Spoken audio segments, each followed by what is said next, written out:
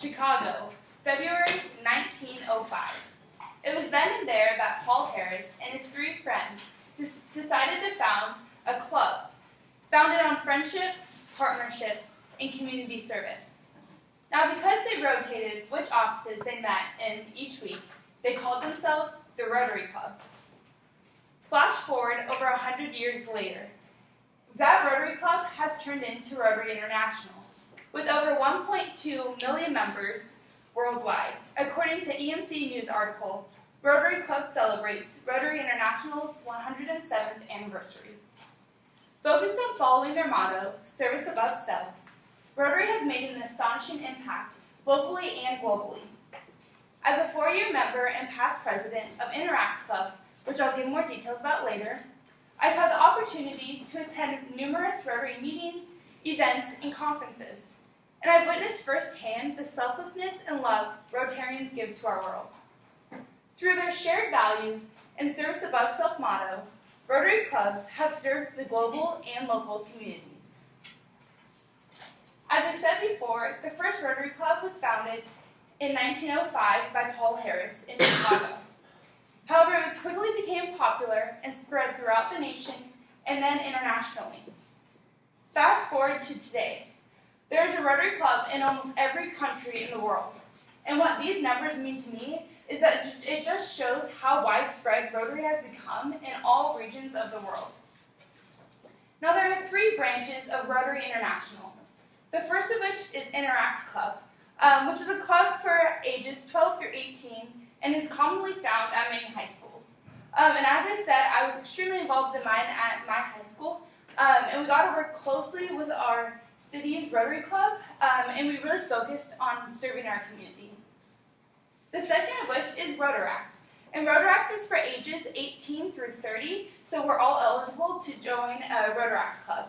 And they still focus on service, and it serves as kind of a transition point between Interact and the third branch, which is the Rotary Club. And Rotary Club is for professionals in the community that are ages 30 and up.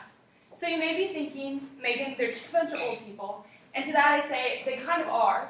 But they are some of the most inspirational old people I've ever met. Just to see people that have been so successful in their life, be so generous with time and money to make your community a better place is so inspirational. Now, there are 6 causes that all 3 branches focus on. And these are found on Rotary International's website and were just recently updated in 2017. Those 6 causes are promoting peace, fighting disease, clean water, saving mothers and children, supporting education, and growing local economies. Now, while I don't have the time to go into specific programs that focus on these 6 causes, just know that they all are very important. Now, to sum up the principles of Rotary, I'd like to introduce the second motto. As author John Howard in America's Quiet Gift to Other People recalls, at the first Rotary Convention in 1910, the phrase, "He profits most who serves best," was said, and then it's just stuck. And I think this is a great summary of what Rotary really stands for.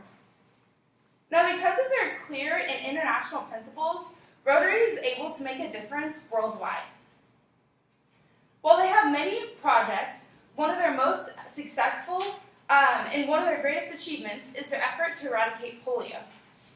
Described in New York Times article, Rotary's Legacy, A Polio-Free World, polio is a highly infectious disease that often leaves patients disabled for life. Luckily, it is preventable through a vaccination. Now, according to our author Lynn Gray in her article, Eradicating Polio with Rotary International, there were 350,000 new cases of polio every year before Rotary began their efforts. Now, since 1985, when Rotary began their End Polio Now campaign, 99.9% of polio has been eliminated, and it only remains in 3 countries. And Rotary is still vowed to donate millions of dollars each year until they reach that 100% elimination. Now, a second global service they do is the Youth Exchange Program. As explained by author Chuck Root in A Dialogue Through Service, making a difference while making friends. This program sends high schoolers from all around the world to live with Rotarians for a year or maybe even a shorter term. Chances are you probably had a Rotary Exchange student at your high school, or you had a classmate who was a Rotary Exchange student. And this whole idea is to build international connections and work for that world peace aspect of their goals. Now, while these are only two programs, I think these both really encompass the work that Rotary does globally. Now, while they do make a great difference globally, Rotary clubs around the world do focus on serving their local communities as well, which leads me to the Rotary Club of San Luis Obispo. Some local projects they do is raising money to give scholarships to local high school students, and they recently just completed a viewing platform at the SLO Airport. The Rotary Club of San Luis Obispo has donated over $1 million to the Rotary Foundation, which is responsible for funding these local projects as well as global projects such as the End Polio Now campaign. In addition to that, there's a Rotaract Club in San Luis Obispo. They meet twice a month and they support many of the Rotary events as well as put on some of their own events, such as a beach cleanup and a coat drive. And if you're interested, you can go to their website and they have great details about how you can join their club. And I know after learning so much about them, I'm definitely interested in joining myself. Through strong foundations, Rotary International has become one of the most influential service organizations in the world. I can only imagine how Paul Harris would feel if he saw what his club has done today. I am sure he would be proud watching all Rotarians live out that service above self motto. And I'm sure he would be excited to watch what is to come as Rotarians continue to change the world, both globally and locally.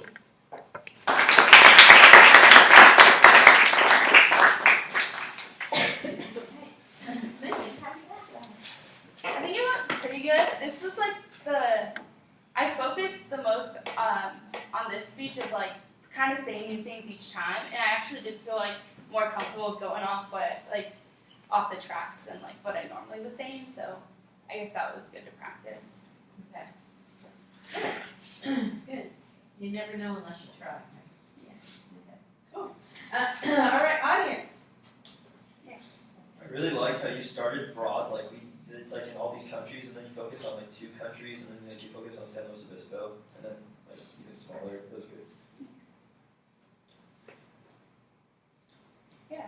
I really liked it. The one thing is like I wish like you could have maybe explained like what exactly Rotary is at the beginning. Because I was kind of guessing for a little bit. Obviously by the end of your speech, like I totally knew what it was about. But like to be completely honest, like the first time, like I've heard of Rotary before, and I kind of thought it was like a Viking club. like I'm just being honest. Like, Yeah. So like it just would have been nice to like hear that at the beginning. But otherwise, awesome. Okay. Team. Sorry, but should anybody think it is being part of Viking Club? Alright, well going into this, I also did not know much about Rotary Club. And it was kind of a weird feeling as we're going through it, because I started to feel like I was in a Rotary meeting. And, but I think that just comes out of how well you're describing it and how well I was actually able to understand this club. So thank you. Your volume was really good. You were really you projected your words really nicely, and I think it helped emphasize like how much you really know about the topic and stuff. The one thing I did notice is that you were a little stiff at the beginning, but you could tell that you definitely got a lot more comfortable like being in front of a class like towards the end. So that was good. Yeah, I was also going to say your voice was really strong and it was really easy to follow because you weren't really looking at your notes a lot and you're really like projecting to everyone. And then I also liked how you kind of, the structure of it, how you kind of like what started really big and then you kind of went more narrow and how it kind of applies to like us more. I thought that was really effective and it made it kind of like easy to follow through each of like the levels.